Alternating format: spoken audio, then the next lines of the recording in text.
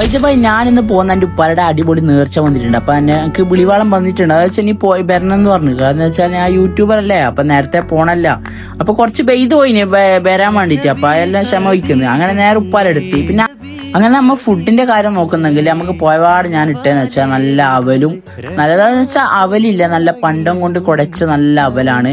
പിന്നെ അതിനുശേഷം നല്ല പഴം, നല്ല നല്ല സുന്ദരിപ്പഴം, അങ്ങനെ പറയാം, സുന്ദരിപ്പഴവും നല്ല പപ്പടം പൊരിച്ചതുണ്ട്, നല്ല ഇറച്ചിക്കറിയുണ്ട്, പിന്നെ അതുപോലെ പരിപ്പുണ്ട്, സലാഡ് ഉണ്ട്, എല്ലാ ഐറ്റംസും ഉണ്ട്. ഞാൻ ആദ്യം ഇരുന്ന സ്റ്റാർട്ടാക്കീനെ.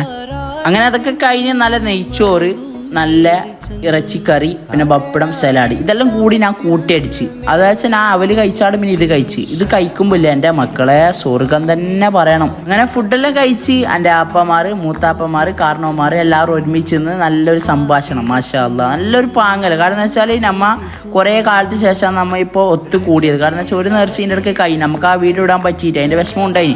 അപ്പോൾ ഈ വീഡിയോ നമുക്ക് എന്താ ഉൾപ്പെടുത്തണമല്ല. മാഷാ അല്ലാഹ്, ഇവരുടെ സംസാരം കാര്യങ്ങൾ കേൾക്കുമ്പോൾ എനിക്ക് നല്ല സന്തോഷമാണ്. കാരണം വെച്ചാൽ എന്നെക്കുറിച്ചും പറയുന്നുണ്ട്, ഇവൻ നല്ല ബ്ലോഗറാണ്, ഇവൻ നല്ല അങ്ങനെയാന്ന് ഇങ്ങനെയാന്ന് എന്തോ പറയുന്നുണ്ട്. ഉഷാർ തന്നെയാണ് കേട്ടോ. അപ്പം നമ്മളെ വീഡിയോ ഇവിടെ വെച്ച് അവസാനിക്കുന്നു. എല്ലാവരും സപ്പോർട്ട് ചെയ്യുക, ഷെയർ ആക്കുക. പിന്നെ ഇതുവരെ നമ്മളെ വീഡിയോസ് ഇഷ്ടപ്പെട്ട എല്ലാവരും നോക്കുക, വീണ്ടും നമ്മളെ അടിയിൽ കമന്റ് ആക്കണം, നല്ല കമന്റ് ഒക്കെ ഇട്ടോളി. അങ്ങനെ എൻ്റെ ആപ്പ് കുറച്ച് കാര്യം പറയാം, അതൊന്ന് കേട്ടോക്കെ. നമ്മളൊരു തറവാട്ടിലൊരു നേർച്ചയുണ്ട്, ഉപ്പാര നേർച്ചയാണ്. അതിന് വേണ്ടിയിട്ട് എല്ലാവരും ഇവിടെ വന്നിട്ട് നേർച്ചയെല്ലാം കഴിഞ്ഞ് ഉഷാറായിട്ട് അൽഹംദുലില്ലാ. അങ്ങനെ ഫുഡെല്ലാം കഴിച്ച് നമ്മൾ ഇവിടെ ഇങ്ങനെ ഇരിക്കുകയും.